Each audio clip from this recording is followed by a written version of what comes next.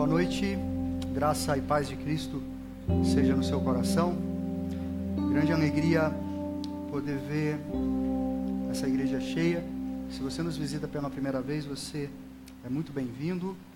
Se você está de retorno, você também é muito bem-vindo. Eu espero que você realmente saia daqui com uma mensagem especial para o seu coração, algo que mexa com o seu interior, que coloque em ordem coisas que precisam ser colocadas em ordem, porque eu tenho plena convicção de que é isso que a palavra de Deus faz. Ela organiza a nossa vida. Ela pega a nossa vida, às vezes, fragmentada, em caos, e ela organiza. E sempre que a gente vai para uma segunda-feira, após esse tempo de adoração, de comunhão, de estar na presença de Deus, eu acredito que é muito mais gracioso a semana, a partir desse momento de estar na presença de Deus. Eu quero convidar você para essa reflexão sobre uma conversa em Eclesiastes 3. Eu sou o pastor Ricardo, para quem não me conhece, e esse é o texto da nossa reflexão. É um texto do Antigo Testamento, um livro que é chamado de livro de sabedoria. Esse livro é atribuído a Salomão como escritor, e segundo a tradição judaica, esse é o último livro que Salomão escreveu, e ele escreveu já quando era um senhorzinho de idade, refletindo a respeito da vida, por quais caminhos ele andou, sobre quais opções ele fez ao longo da sua história.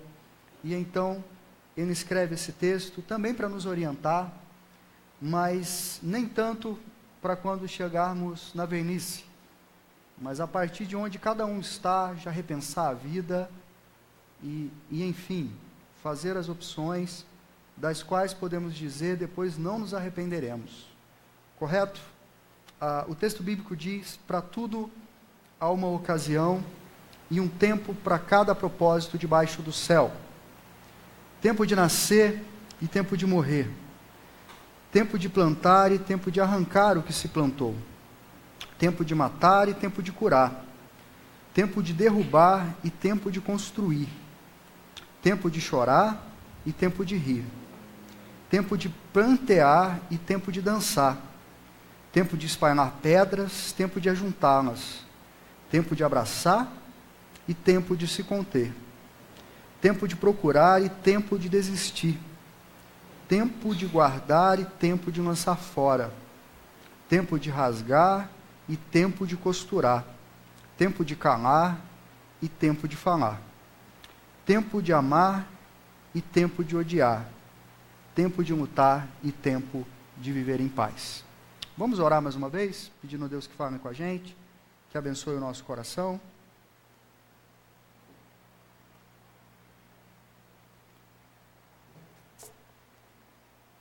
Recebe, Senhor, as nossas canções diante da sua presença. É certo que há uma grande indignidade nos nossos lábios que as cantam. É certo que o coração nem sempre está pertinho do Senhor, de maneira que eu sei que a Tua graça, que a gente consiga estar diante da Tua presença. Nos abençoa, Senhor. Queremos nos assentar aos Teus pés, Jesus, e aprender sobre a vida, uma vida da qual certamente não iremos nos arrepender. Uma vida contigo, Senhor. Uma vida respondendo à sua vontade e vivendo uma vida plenamente humana, a vida que o Senhor tem para nós. Em nome de Jesus. Amém. Amém. Bom, eu quero conversar então a respeito desse tema, que é o tempo, e trazer algumas reflexões para nós.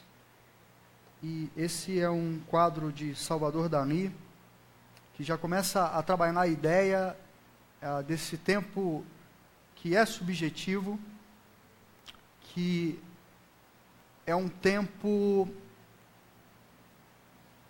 difícil de ser entendido, seja pela filosofia, pela matemática, pela física. Até hoje se discute muito o que é o tempo e como que o tempo se dá. No nosso cotidiano, a gente costuma dizer que a gente passa ou gasta o tempo, não é isso? A gente passa ou gasta o tempo, que faz muito ou pouco tempo. Faz muito ou pouco tempo, por exemplo, que eu encontrei aquela pessoa, que é uma pessoa especial para mim. Por isso o tempo é tão subjetivo. Às vezes a pessoa é tão especial que aquele pouco tempo é um tempo enorme de distância. A gente costuma dizer que o tempo passa ou voa, que o tempo, costumamos dizer no dia a dia, está passando rápido demais, putz, o ano começou ontem, a gente já está em março, não é isso? Já foi embora praticamente o primeiro trimestre do ano. Costumamos dizer que tempo é dinheiro. E eu não sei se a gente pode dizer exatamente que tempo é dinheiro, mas com certeza a gente pode dizer que o tempo é algo que precisa ser administrado, economicamente falando. Por quê? Porque eu não tenho todo o tempo do mundo. Eu tenho algum tempo de vida. Algo que mexeu muito comigo, eu ouvi de um paciente e que me levou a uma profunda reflexão, foi quando ele me disse assim: eu fiz as contas e eu descobri que eu tenho, no máximo, 30 verões para viver. E tem mais de 30 praias que eu gostaria de conhecer. Eu não vou conseguir viver tudo o que eu gostaria de viver. Eu não vou conseguir visitar todos os lugares que eu gostaria de visitar. Então essa dimensão de que a vida tem limites e de que nos é impossível viver todas as experiências e todas as coisas, de que de fato eu preciso escolher com cuidado a cada 12 meses, se vou tirar férias. Vivemos em uma época onde as pessoas não fazem isso. Eu preciso decidir a dedo e com muito carinho para onde eu vou e por que vou. Porque o tempo ele continua passando. Costumamos dizer que não temos tempo para nada, né? Parte o meu coração, às vezes, ter que deixar a Nanda e sair para trabalhar, né? E aí ela já vira para mim e já sabe. Quando eu estou com a mochilinha nas costas, né? Se eu pus sapato, ela fala assim: vai trabalhar, papai? Você não vai brincar, né? Você vai trabalhar. Aí teve um dia que eu saí de dia, voltei, almocei, e na hora de sair ela falou: papai, você já trabalhou muito. Já trabalhou, papai. Né? Esse desejo que tanto ela quanto eu tem de estar perto um do outro, e cada vez que eu volto para casa ela está mais velha, né? E daqui a 40 anos ela vai casar. Isso me machuca profundamente.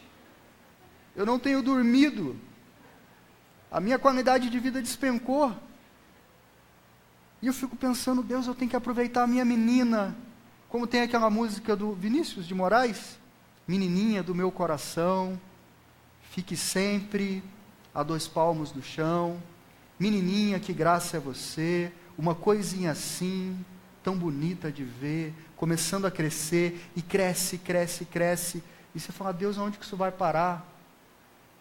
Né? Vai parar grande, né? Alguns aqui já tiveram a experiência de levar a Fina até o altar, dura experiência, né? Então, orem por mim, para que nesses 40 anos, Deus me prepare, né? E que dê tudo certo. Então, o tempo é absolutamente subjetivo, né? E quando a gente pensa a respeito do tema, a gente tem algumas curiosidades. O cristianismo, ele vai dividir a história, o tempo em antes de Cristo e depois de Cristo. Todo mundo ocidental, uma boa parte do mundo oriental, usando esse nosso calendário, nós dizemos que estamos em 2018 depois de Cristo, porque houve um evento histórico que dividiu a história, em antes e depois. Antes é uma coisa, depois é outra. E é por isso que nós estamos aqui, por acreditar nisso. Quando você pensa o tempo em grego, e aparecem esses termos no Novo Testamento, Cronos e Kairos, você tem dois tipos de tempo. O primeiro tempo é esse de cronologia. O minuto tem 60 segundos, assim nós definimos. Convencionamos. Mas existe esse tempo que é um kairos, que é uma oportunidade.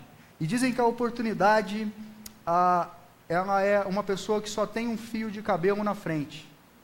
Não é isso? Se ela passar por você e você não agarrar, depois ela vai embora, parceiro, parceira, você vai ficar patinando na careca. Né?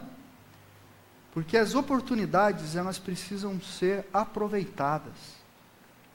E quanta gente eu não encontro no caminho da vida que não aproveitou oportunidades, que não fez rupturas, que não se arriscou, que não ousou mudar e está absolutamente frustrada ou frustrado com os rumos dos últimos 10, 15, 20 anos.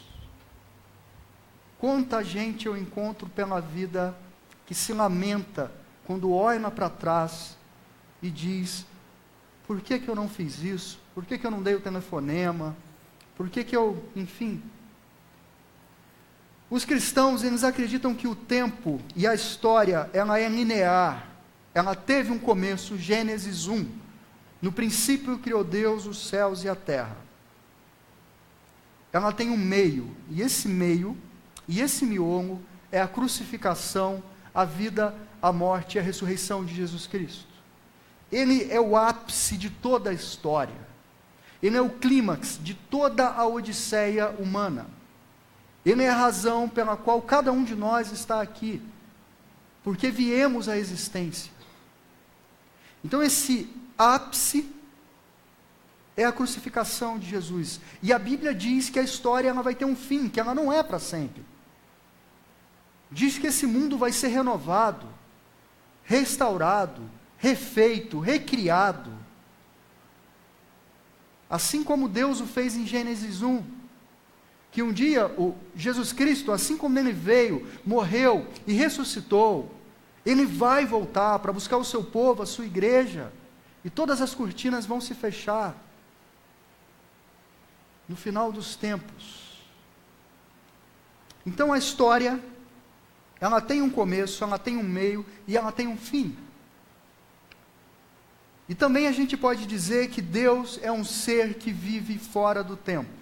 Embora tenha desejado morar no tempo por amor a mim e a você. Quando Jesus encarna, come a nossa comida, anda entre nós, dorme na nossa cama. Deus que é incansável se fez cansado, sentou na beira do poço de Jacó, conversou com a mulher samaritana, teve sede, teve fome, sentiu dores, sentiu angústias na alma, se deprimiu, ele se tornou gente. Ele andou entre gente, ele viveu com gente de sua época, ele se relacionou, ele olhou nos olhos. E a grande dificuldade de Jesus era se relacionar com a religião, tanto que os religiosos o mataram, porque não compreenderam aquilo que Deus estava fazendo na história. E a partir de certo momento eles disseram, ou é esse cara, ou é a religião. Eu não abro mão da religião, vamos matar esse cara. Então essa relação de Deus com a história e com o tempo, é muito interessante quando a gente olha para o Salmo 90, que diz assim: de fato, 1000 anos são para ti, como o dia de ontem que passou, como as horas da noite. Imagina que Deus, nesse exato momento, Ele enxerga todos os dias da sua vida diante dele. Ele está fora do tempo. Ele é atemporal. Ele criou o tempo. Então ele te enxerga. Isso tem muitas implicações. Por exemplo, quando eu me entrego a Jesus Cristo e Ele perdoa os meus pecados, Ele não perdoa apenas os meus pecados dali para trás, mas Ele sabe que o meu coração sempre vai se arrepender, porque eu sempre ouvirei a voz dEle, porque a voz dEle não é uma voz que eu não possa ouvir. Ela é sublime demais. E quando Ele fala ao meu coração, não adianta, a minha vontade se dobra e eu digo: Deus, me traz de volta para Ti. Então a gente diz que Ele não perdoou apenas aqueles meus pecados dali para trás, mas os pecados de uma vida inteira. Porque essa é a história da minha vida. A história de um homem pecador, salvo pela graça de Deus. E saber que Deus está olhando para o último dia da minha vida nesse momento, me traz algum conforto, porque tem um salmo que diz isso, que Ele é aquele que me trouxe para a vida, e Ele é aquele que me encerra na sepultura. Ele vai estar lá no dia da minha despedida. Chorem, por favor, bastante, tá bom? Deus é Deus, eu sou eu, mas chora, né? Pô, Ricardo era legal, né? Vocês vão chorar? Não vai, né? Esse riso aí me deixou chateado. Não era uma piada, pô. Estou falando do dia da minha morte. Vocês dão esse riso, pô. Já não sei se eu estou mais tranquilo agora, né?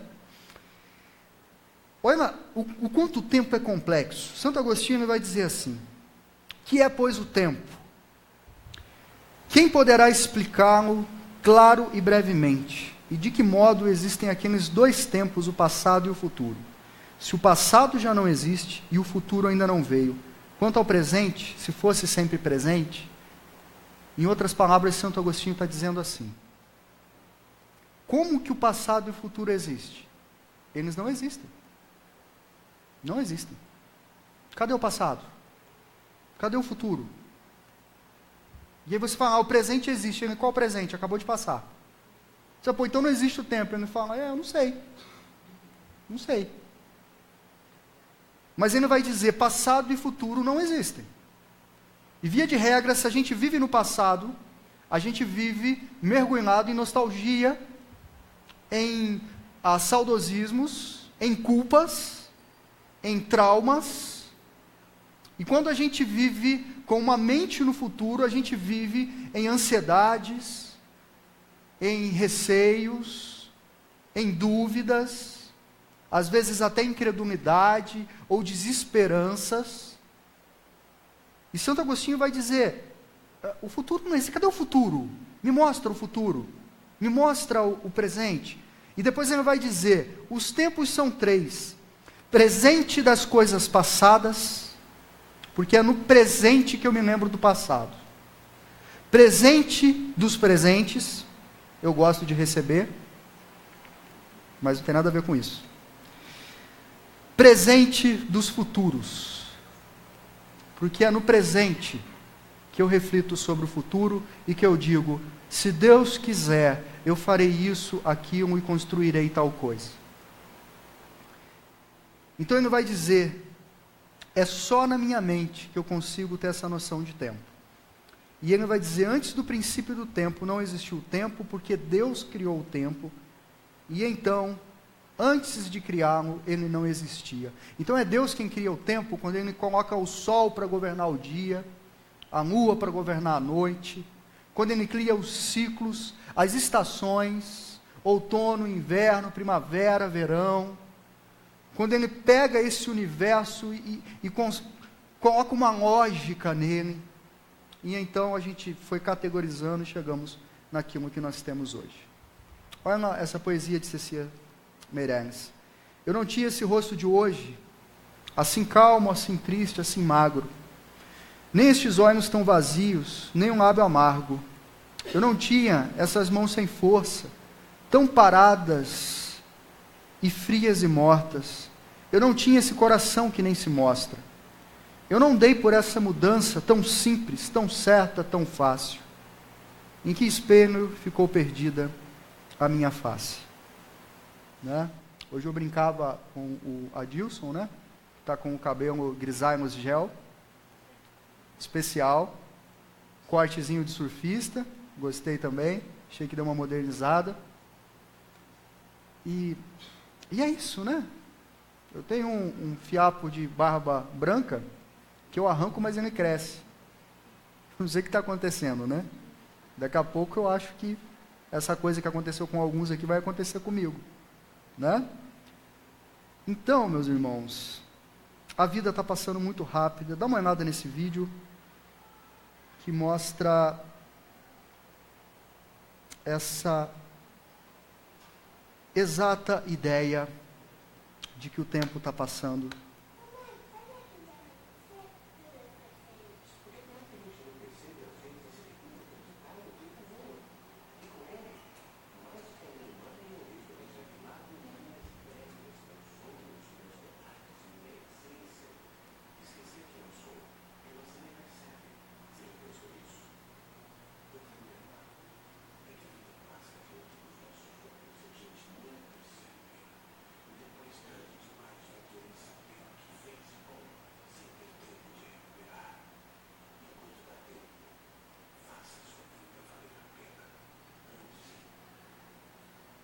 Ok, ouviram aí?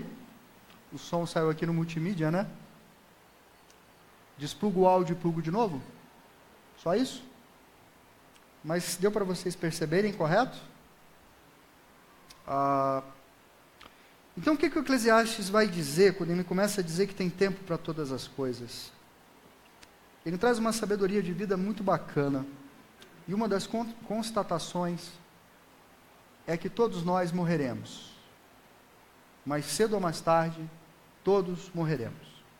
E ele vai dizer, lembre-se do seu Criador, o último capítulo do livro de Eclesiastes. Nos dias da sua juventude, antes que venham os dias difíceis, antes que se aproximem os anos em que você dirá, eu não tenho satisfação neles. Vai chegar um dia em que a vista enfraquecerá, os braços ficarão pesados, as pernas ficarão bambas, os dentes gastos e o ouvido surdo. É disso que trata Eclesiastes 12. E ele termina dizendo, vai chegar o dia que será seu último dia. Então, o homem se vai para o seu lar eterno e os pranteadores, por isso eu digo chorem, já vagueiam pelas ruas. Vai existir um momento da nossa vida em que a vitalidade vai embora, que a energia vai embora, que a capacidade de enxergar vai embora, a capacidade de ouvir, a capacidade de sentir o paladar. Por isso, jovem, você precisa ser jovem. E às vezes os mais velhos, eles têm uma obsessão de que o jovem seja adulto. E às vezes o jovem tem uma obsessão por ser adulto. Mas quando você for adulto, acredite, você vai ter muitos limites. Ananda, eu não sei qual é a graça de subir e descer essa escada da igreja. Eu não sei qual é a graça. Mas se eu soltar a minha, ela sobe e desce 50 vezes. E eu falo assim, Deus, se eu precisar subir para ir ao banheiro, aos 32 anos de idade, eu falo assim, deixa eu apertar um pouco mais. Não é? Ela não tem graça, mas ela sobe. Desce. Vamos embora, filha. Sobe. Desce. Eu falo, Deus, de onde vem? Onde desliga? Cadê o botão? E eu não consigo mais. Né? Emagrecia tão fácil. 5 anos atrás. Sei o que aconteceu de lá para cá. Estou andando com o pessoal aqui da igreja também que é desleal. Pessoal mais forte, né, Pedro? Pessoal mais firme aí. Tem uma canção do Titãs, que sempre que eu converso sobre esse assunto, eu uso ela. Porque essa canção, ela é absolutamente bíblica, ela tem tudo a ver com aquilo que o Eclesiastes está nos ensinando. Eu sei que você vai se identificar. E ela tem tudo a ver com os arrependimentos do final da vida. Então eu quero que você preste atenção nessa letra e depois a gente vai tentar resolver um pouco esse problema. Devia ter amado mais, ter chorado mais, ter visto o sol nascer. Devia ter arriscado mais e até errado mais, ter feito o que eu queria fazer. Queria ter aceitado as pessoas como elas são. Cada um sabe a alegria e a dor que traz no coração. O acaso vai me proteger enquanto eu andar distraído. O acaso vai me proteger enquanto eu andar.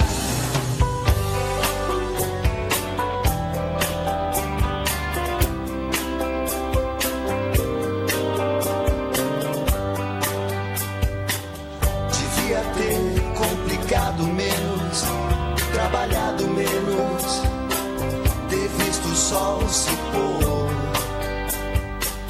Devia ter me importado menos com problemas pequenos, ter morrido de amor. Queria ter aceitado a vida como ela é.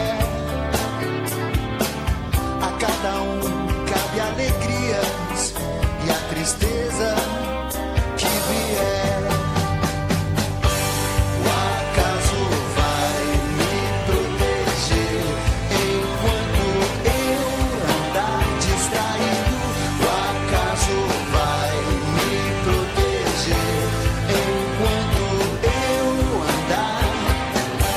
O acaso vai me proteger enquanto eu andar distraído.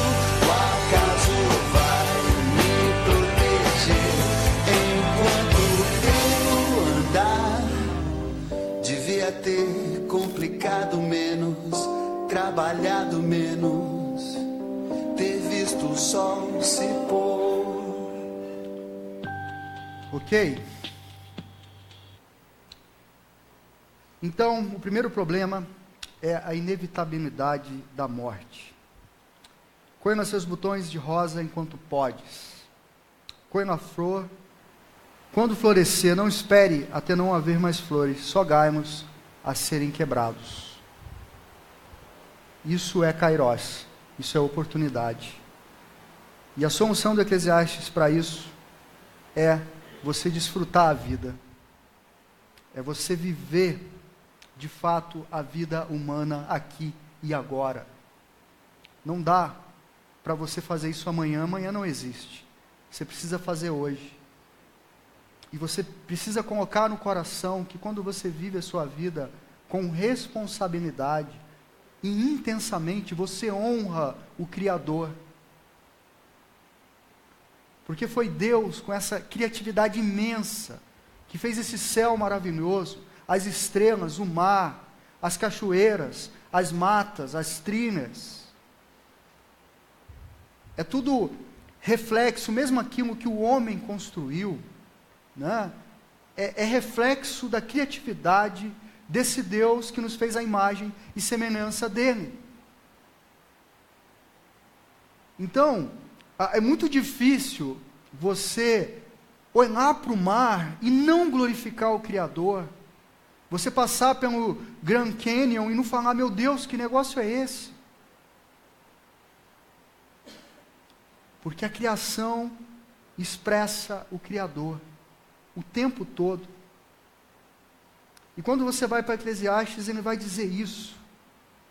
Desfrute a vida. Sente-se à mesa com os amigos. Compartilhe risos. alegrias, afetos, cuide da sua família, ame o seu amigo, não fica de mimimi, liga para ele e fala, meu amigo, perdão, talvez você está certo, ele está errado, pede perdão do mesmo jeito, porque a vida está passando depressa demais, para você ficar de bico. Você fica de bico para um lado e o cônjuge do outro. Uma semana, 10 dias, tem gente que fica um mês de bico. Sorria, abrace, cuide, se alegre, jovem, na sua juventude. É a palavra de Eclesiastes. Aproveite a vida. Eu penso no Pedrão, que teve entre a vida e a morte, certo, Pedrão? Não foi isso? Você não volta diferente do lado de lá? Cirurgia no coração, cirurgia bariátrica. Bariátrica não, tá na pauta ainda. Foi só no coração, irmãos. Bariátrica tá ok, ele já disse que da picanha ele não abre mão. Mas a Angélica, Pedro, poderia ter sido diferente o desfecho. A Angélica também passou por isso, né? A gente tem, cadê a Preta? Eu vi a Preta por aqui. Oi, Preta. Preta, Preta, Pretinha. A Preta, Jaime passou por isso. E eu conversei com ele ontem, e ele falou assim, pastor, aconteceu algo, depois da cirurgia, aí eu já arrepiei. Ela falou assim, irmão, é coisa que o presbiteriano não acredita, não é? Ele falou, pastor. Ela falou assim, então me conta. Ele falou, eu vou contar pessoalmente. Eu falei, miserável. Como é que eu vou dormir essa noite? Fala, irmão, foi anjo que apareceu? O que aconteceu? Foi luz? Eu quero saber, irmão. Não, eu vou contar. Vou contar lá na igreja, então. Eu falei, vamos contar na igreja, não vou nem pregar no dia. Ele falou, pastor, não sei se eu vou contar, porque eu vou chorar muito. Eu falei, irmão, a gente não faz louvor, eu não prego, você só conta. Chora, conta, chora, conta, chora, conta. Não tem problema, né? Aí eu estou ansioso, Preta. Se você souber, por favor, me fala, por favor, Preta.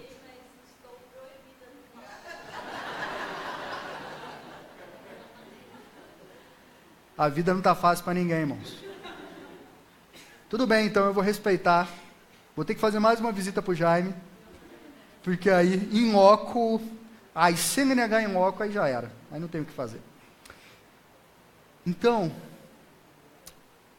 sabe, eu lembro quando eu fiz uma viagem com a minha esposa, no final do ano passado eu estava muito cansado, compartilhei aqui com o conselho, aqui no processo de obra, me deixou exaurido, obra em casa, com uma criança de 2 anos de idade, poeira, sujeira, janela quebrada, chuva entrando dentro de casa, foi muito desgastante. Eu lembro que entrou uma passagem na promoção para ir para o Chile, 2 horas da manhã, eu acordei a Fernanda, eu já acordo a distância porque ela já vai virando a mão, né? Eu sei que se eu ficar naquele raio de ação, isso eu aprendi no UFC, né? Você tem que controlar a distância. Então eu cutucava e saía. Cutucava e saía. E aí eu falei, Fernanda, dia 27 de novembro é seu aniversário, 6 de dezembro é o meu aniversário, vamos para o Chile dia 5 de dezembro, vamos comemorar. Ela falou assim, você está louco, virou e dormiu. Aí eu falei assim, Fernanda, será que as finanças dá? Ela falou assim, amanhã a gente conversa. Eu falei, Fernanda, esse preço aqui não vai durar 15 minutos. Era uma coisa assim, absurda, irmãos. Eu falei, você quer saber de uma coisa? Se eu não for, eu não vou. Não é isso? Eu comprei e falei, Fernanda, a gente vai para o Chile. E a gente foi uma experiência fantástica. Né? Estar diante de paisagens, montanhas gigantescas, uma outra cultura, em tudo isso eu glorifiquei a Deus. Tem coisa, irmãos, que às vezes é assim no susto. A gente não tem que esperar estar doente de tanto trabalhar para dar a pausa que é necessária para a vida. A gente tem que viajar, tem que estar com gente que faz bem para a gente que alegra o coração. Certo? Eu imagino que você está entendendo isso com muita maturidade. Portanto, desfrute a vida. Segundo, a vida é breve. Esse é o problema do tempo. Desce aos meus dias o comprimento de um palmo, a duração da minha vida é nada diante de ti. De fato, o homem não passa de um sopro. Ela não apenas tem fim e é inevitável a vida, mas ela também passa depressa. Muito depressa. E a solução do Eclesiastes é você escolher a vida. Você precisa morrer vivendo. Não viver morrendo. Eu vou repetir. Você precisa morrer vivendo e não viver morrendo. Quantas pessoas já passaram pela minha vida de conselheiro que tem um medo terrível da morte, um medo terrível de doença, de câncer, de ficar enfermo, de ficar hospitalizado, de depender dos outros. E eu digo, mas você não está vivendo. Se você vive pensando na morte, você não está vivendo. Você já está morrendo. Sabe aquele pensamento louco? Ah, se fosse para morrer assim, asfixiado, queimado, né? Afogado, atropelado, sabe? Qual que você prefere? Isso é papo de louco, gente. Isso é papo de doido. Eu não quero morrer não, quero viver para sempre. Ah, mas você vai morrer. Ah, bom, vou mesmo, mas tu também vai. Você também vai. Acho que você vai antes. Né? Então, quando você vai para Eclesiastes, você tem alguém que está próximo do fim da vida, presta atenção nisso. E o maior medo em Eclesiastes eu vou morrer e eu acho que eu não vivi.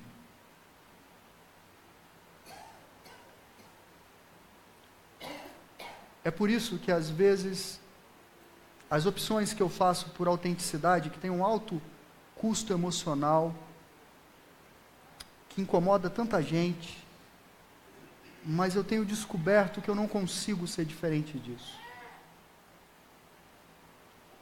Deus me fez de um jeito muito peculiar, para viver de certa maneira e não de outra forma. E eu preciso viver a vida que Deus tem para mim, aqui e agora.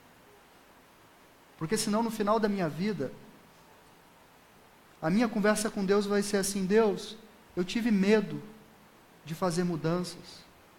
Eu tive medo de enfrentar cara feia. Eu tive medo de fazer rupturas. E Deus vai falar, mas eu não te fiz como ele diz para Josué, Moisés diz a Josué 3 vezes, coragem, coragem, coragem. Então, a maior parte das decisões que eu tomei na minha vida nos últimos 10 anos foram decisões de ruptura. A Fernanda abandonou a carreira dela, a gente foi para Campinas com uma mão na frente e outra atrás, para fazer um seminário teológico, pela fé. Quando eu saí de Campinas e vim para Itapetininga, não foi diferente. Todas as decisões e mudanças e coisas que Deus, eu acredito, fez nessa igreja, a partir de cada um e a partir da minha vida, não foram decisões fáceis. Mas eu não sei viver de outra forma. Eu não consigo vir aqui à frente e ler um sermão. A minha vida precisa estar nesse negócio. É como eu acredito, é como Deus me fez. Então, meus queridos, eu tenho percebido que se eu não escolher viver agora, lá na frente eu vou me arrepender. Então eu não tenho medo. Hoje, graças a Deus, eu não tenho medo. Da onde Deus vai me mandar, aonde Deus quer que eu permaneça, se é para ir ou vir, eu não tenho medo. Deus cuidou de mim até aqui. Ou como diz os titãs, talvez sabendo ou não, o acaso vai me proteger quando eu andar distraído. Mas a gente sabe bem quem é aquele que nos livra que nos sustenta. Você precisa viver a sua vida. Parar de seguir cartilha da sociedade, da cultura, da religião. Seja autêntico, seja gente. E sofra as consequências disso. Sofra as implicações de ser você. Precisa se reinventar, se reinventa. Precisa mudar, muda. Mas não fica numa vida patética, medíocre, miserável, que não fede nem cheira, que não incomoda ninguém, que não desperta o interesse de ninguém, que não inspira as pessoas. Eu quero viver uma vida que inspire as pessoas. Eu quero que pelo menos uma pessoa indo para mim fala, eu quero viver uma vida extraordinária. Viver com Jesus Cristo para mim é isso. Eu preciso ser intenso.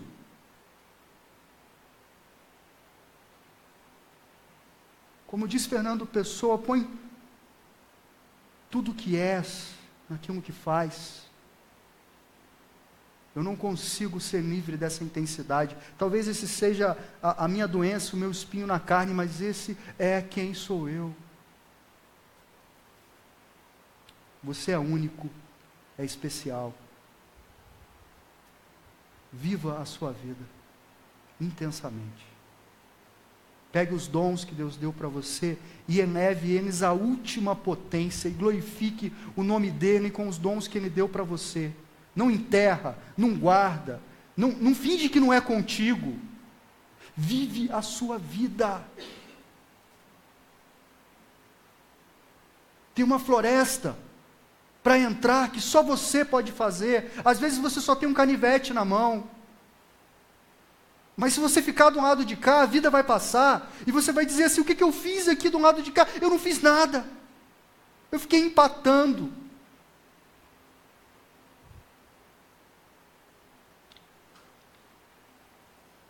O Novo Testamento critica esse tipo de gente, que vive para beber, para comer, para casar e dar-se em casamento. Ele diz: a vida é um pouco mais do que isso. Não é?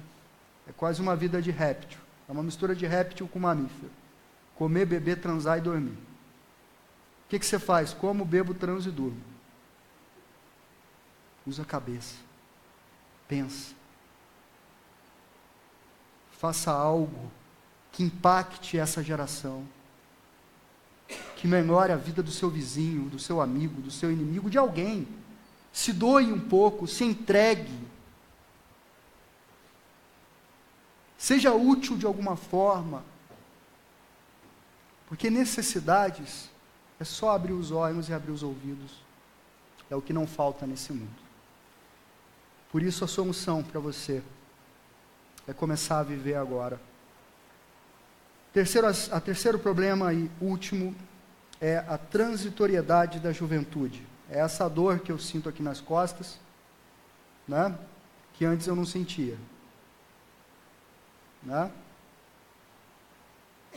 Que havemos de esperar, Marília Bela, que vão passando os florescentes dias, as glórias que vêm tarde já vêm frias, e pode enfim mudar-se a nossa estrela. Ah, não, minha Marília, aproveite-se o tempo, antes que faça o estrago de roubar ao corpo as forças, e ao semblante a graça.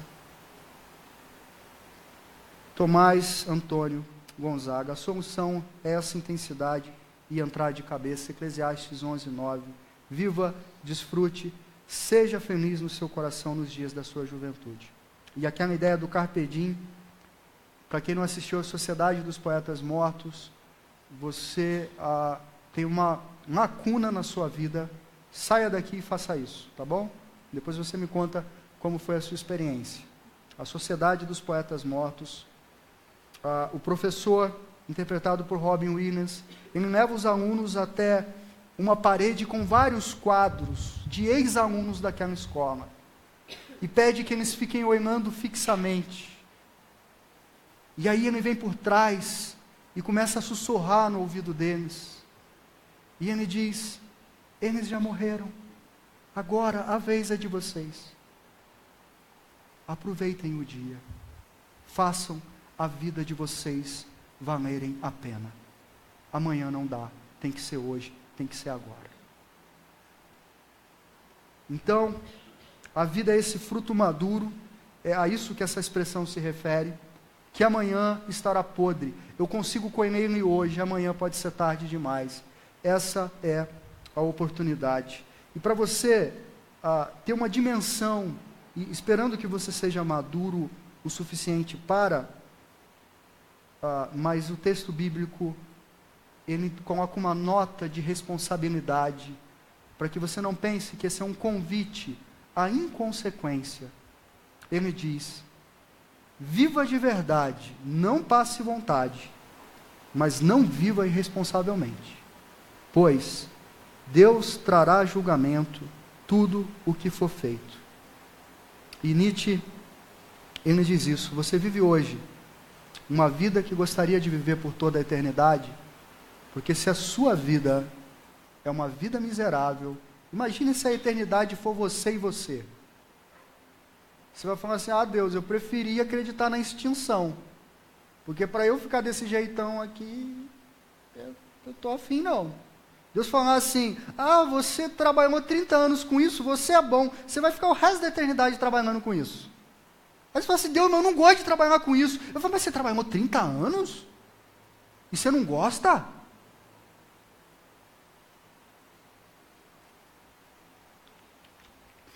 É isso, meus queridos. Essa é a conclusão. O projeto original de Deus: fizeste-nos para ti, inquieto está o nosso coração, enquanto não repousar em ti. Não adianta você esperar em qualquer coisa, em qualquer viagem, em qualquer um desses elementos que eu falei, que apontam para Deus, esse fim último, porque o fim último é Deus. É só nele que há descanso. E o que você vai fazer com a vida, ao invés de se lamentar: ó céus, ó vida, ó azar, ó dor, ó inferno, ó céu, é você pegar e fazer alguma coisa com isso. Só você pode fazer isso. Não importa o que a vida fez de você, o que importa é o que você fez com o que a vida fez com você. Você é responsável. E uma oração: ensina-nos a contar os nossos dias, para que o nosso coração alcance sabedoria. E se você esqueceu de tudo, essa é a conclusão do Eclesiastes. Lembre-se do seu Criador nos dias da sua juventude. Eu quero orar com você, por você, e também me incluir nessa oração.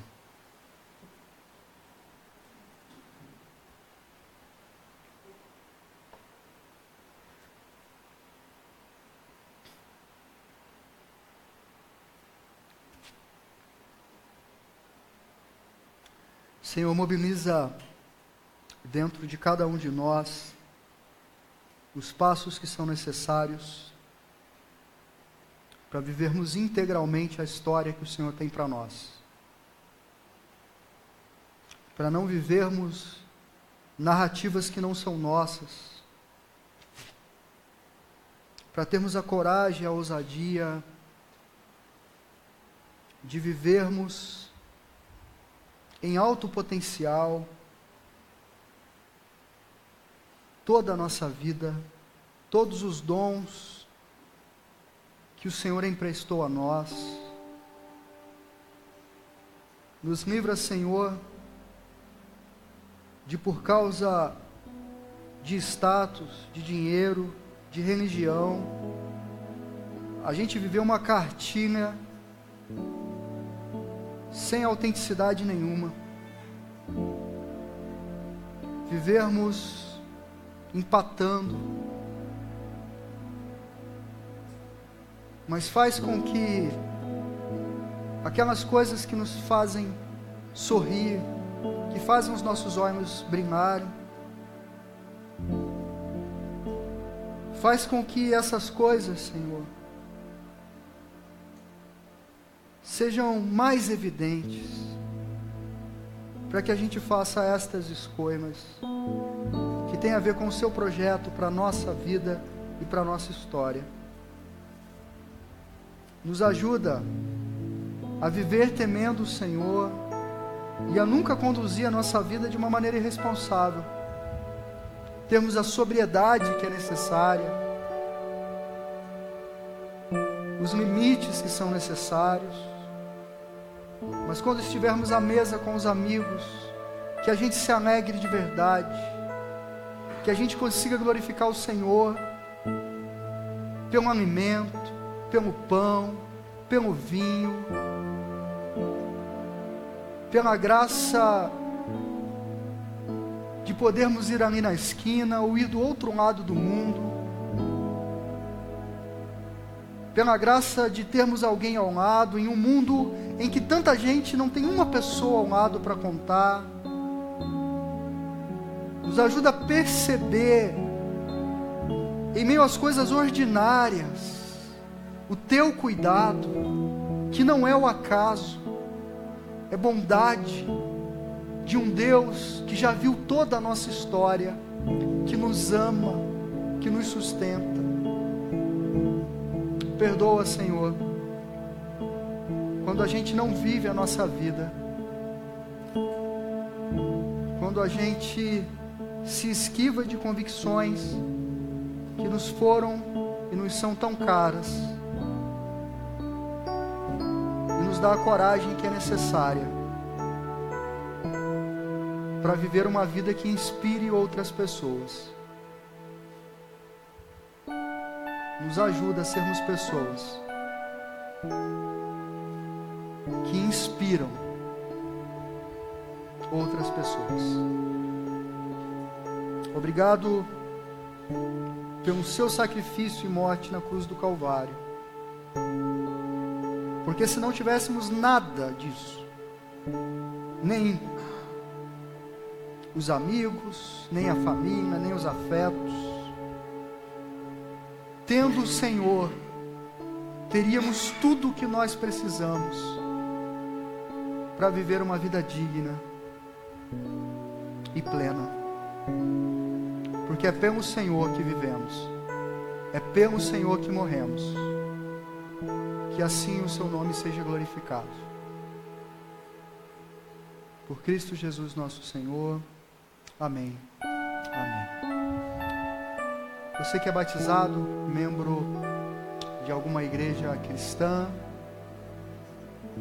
está em plena comunhão com a igreja, você também é convidado, junto com a Igreja Presbiteriana do Brasil, a nos assentarmos na mesa do Rei, aquele que viveu uma vida sem pecado, de dores e de sofrimentos, que viu os seus melhores amigos o trair, o abandonar, e ainda assim ele carregou aquela cruz, e ele acreditou que a nossa vida valeria a pena pela vida dele. Eu não faria essa troca, mas ele fez a vida dele pela nossa vida. E é isso que nós celebramos aqui, todos os domingos, em especial no primeiro domingo de cada mês. Nos reunimos em torno da mesa, também como um sinal de comunhão, de amizade, de caminhada mútua, para ceiar, partir o pão, tomar o cálice e nos lembrarmos de onde viemos e então para onde estamos indo. Certo? Eu convido aqui à frente os presbíteros e convido você a mais uma oração, curvar os seus olhos, a sua cabeça, fechar seus olhos, e então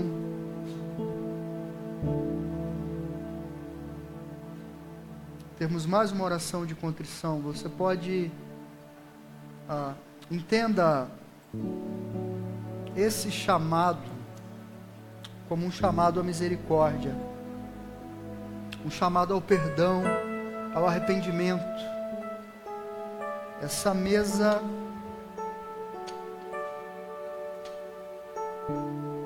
é um convite de Deus para gente quebrada como eu e você. Aceite o convite. Não deixe de se assentar à mesa com o Rei, porque você é indigno. Você nunca vai ser digno. É a graça e o amor dele que dignifica a minha vida e a sua vida. Vamos orar. Pai, abençoa o pão, o cálice, de maneira que sirvam de alimento, graça para as nossas vidas, para a nossa renovação.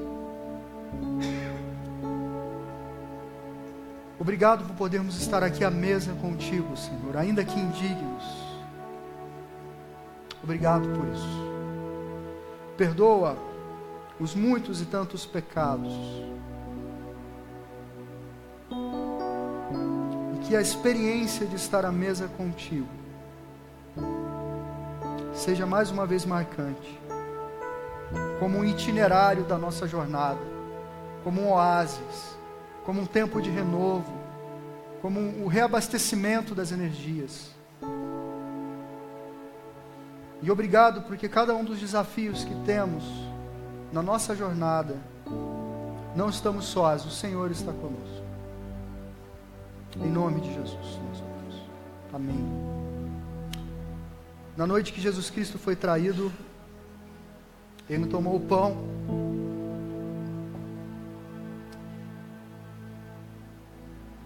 partiu e disse: esse é o meu corpo,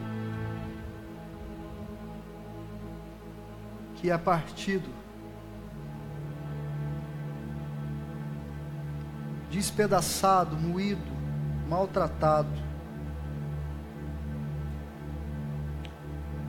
Ele toma de semelhante modo o cálice e diz: esse é o cálice da nova aliança no meu sangue. O cálice para uma nova vida, uma vida que a morte jamais conseguirá vencer, porque eu vencerei a morte, e uma vez que ela estiver vencida, a última palavra quem tem sou eu, e o meu sangue é a garantia de que vocês viverão eternamente, o preço que eu paguei. Então ele toma o cálice e ele diz: esse é o cálice da nova aliança. Todas as vezes que vocês se reunirem, lembrem-se de mim, até o dia que eu retornarei, e juntos, face a face, nos assentaremos na mesa e tomaremos um bom vinho no reino dos céus. Amém? Eu convido você que vai cear, se colocar de pé, de maneira organizada, calma, vir aqui à frente e pegar o seu cálice e o seu pão e depois retornar para o seu lugar e aguardar para que todos ceiemos juntos. Então, por favor, venham.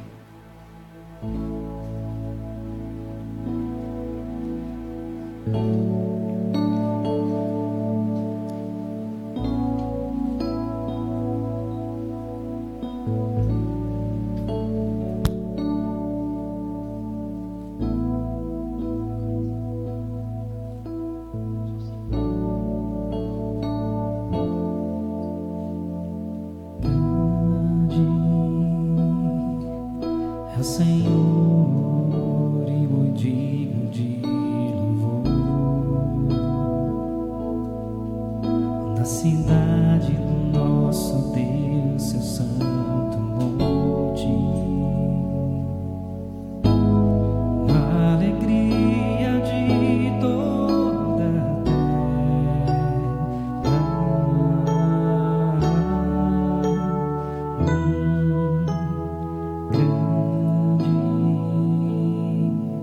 a é o Senhor em quem nós temos a vitória, que nos ajuda contra o inimigo. Por isso diante dele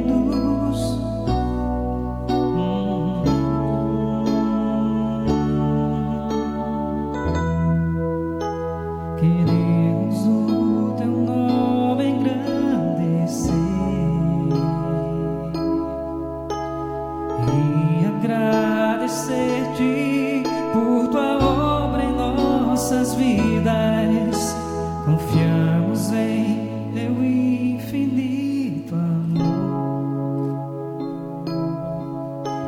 pois só tu és o Deus eterno sobre toda a terra e céu.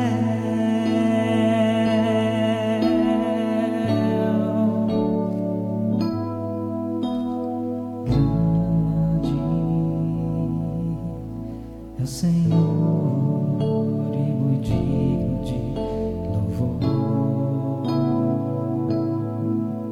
na cidade do nosso Deus, seu santo monte,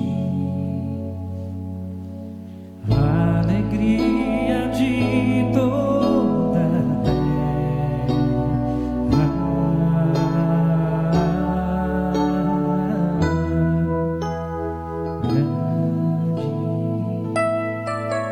O Senhor em quem nós temos a vitória, que nos ajuda contra o inimigo. Por isso diante dele nos prostramos.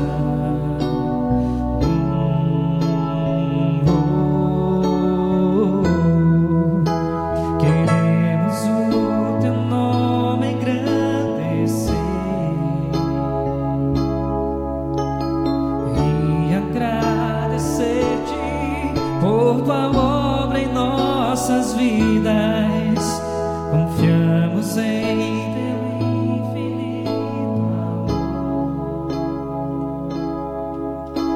pois só tu és o Deus eterno sobre toda a terra e céu.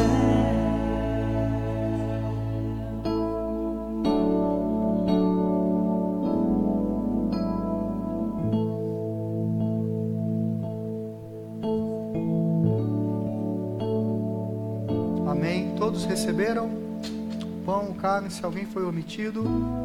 Todos receberam? Amém.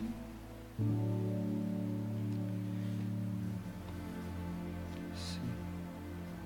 O corpo, o cálice da nova aliança.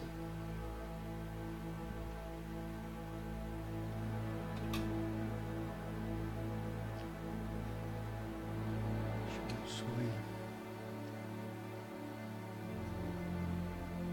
Amém.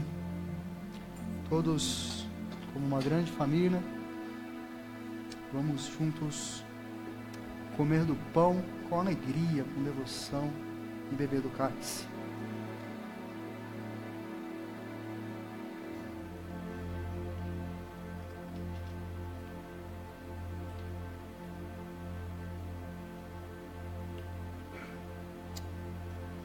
Amém.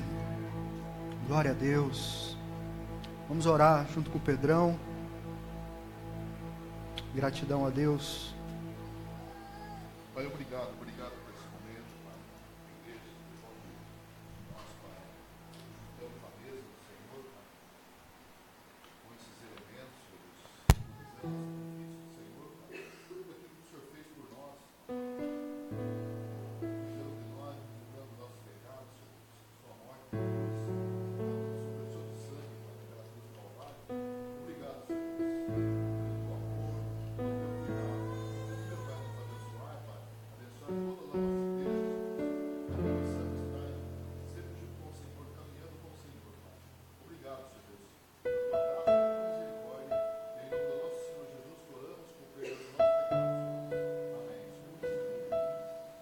Glória a Deus. Você pode se assentar. Eu quero só dar alguns avisos antes de encerrarmos. Vou pedir o anexo para devolver para mim. Tivemos no sábado passado num bate-papo, numa conversa com os teens da nossa igreja a respeito de depressão. Foi muito bacana a experiência. E nesse sábado tivemos ali na casa do Renato, certo? E do Renatinho, que é o cara que entrou no meu lugar no banheiro na hora de tomar banho no acampamento. Ele está marcado comigo. Temos contas para acertar. Mas tivemos esse evento, foi muito bacana com os pais, conversando a respeito de depressão na adolescência. E é bom ver o Ministério Teen, assim, fluindo, acontecendo, com muita coisa boa, crescendo o número de adolescentes, um acampamento sensacional que tivemos no Carnaval. Olha, eu estou ao vivo aqui, no Facebook, que gracinha. Mas eu quero chamar a atenção de você, você que está na internet, venha nos visitar. O Beto sempre me diz para lembrar de dar boas-vindas para você também. Você é bem-vindo, venha nos conhecer. E nós ultrapassamos a barreira de 1000 pessoas no Facebook. A cada transmissão de culto a gente tem o potencial de sermos assistidos ao vivo por 1000 pessoas nesse momento, né? Fora as pessoas que compartilham, e outros podem ser alcançados, e fora gente que consegue assistir o culto depois. Então às vezes a pessoa me manda um WhatsApp e fala: pastor, hoje mesmo eu recebi a mensagem de alguém assim: eu estava em Sony e eu assisti a pregação de domingo passado, né? Então é muito bacana usar essa ferramenta a nosso favor, né? Aqui tem fotos sobre tudo que acontece na nossa igreja, o Ministério Teens, e também já tem o teaser da nossa nova série no ar, certo? E eu queria que você acompanhasse aí.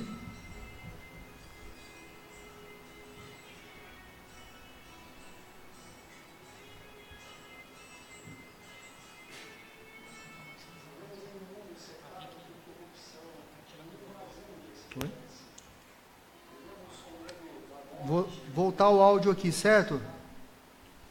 É isso mesmo, né? Esse vídeo é para você compartilhar pelo WhatsApp, pelo Facebook, e convidar pessoas para estarem aqui. Será que foi? Show!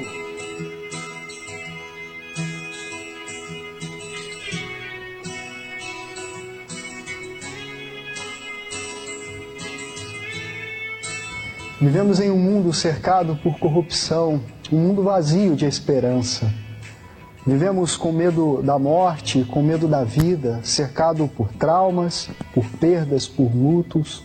Um mundo desigual, injusto, corrompido. Será que é possível ter esperança em um mundo assim?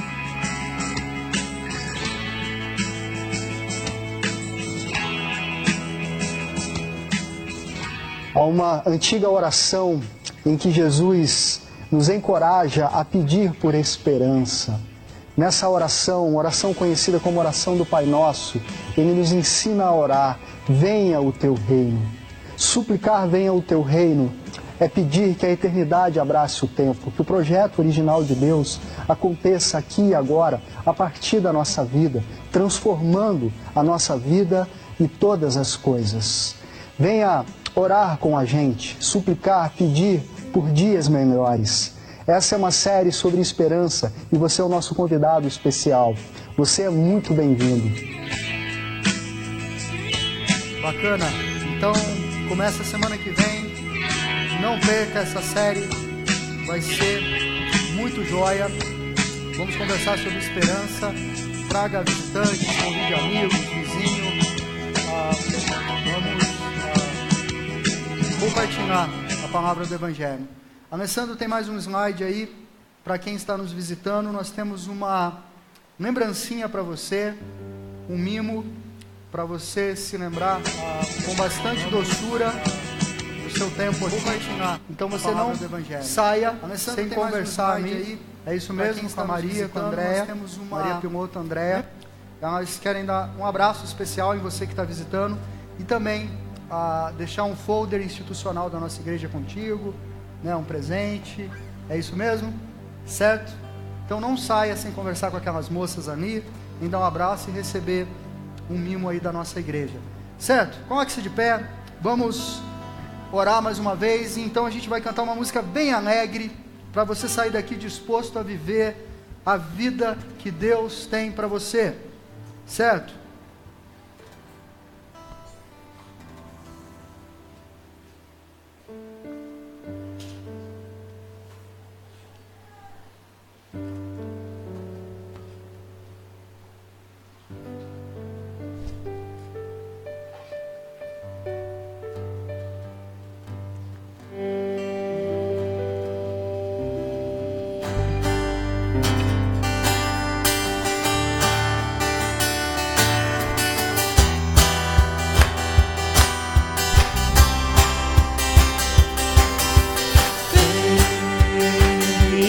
Vamos festejar, juntos celebrar ao nosso Rei.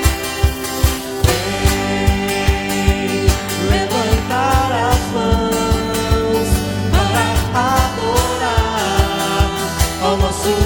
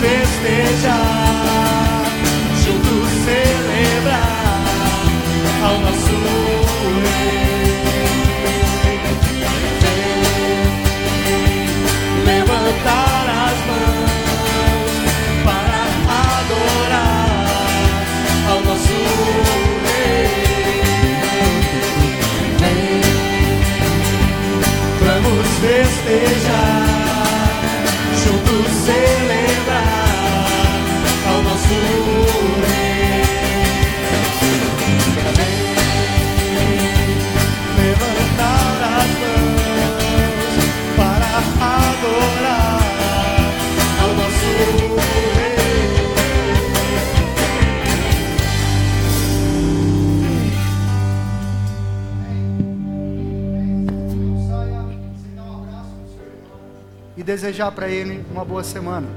Não saia sem dar um forte abraço do seu irmão e desejar boa semana. Deus te abençoe.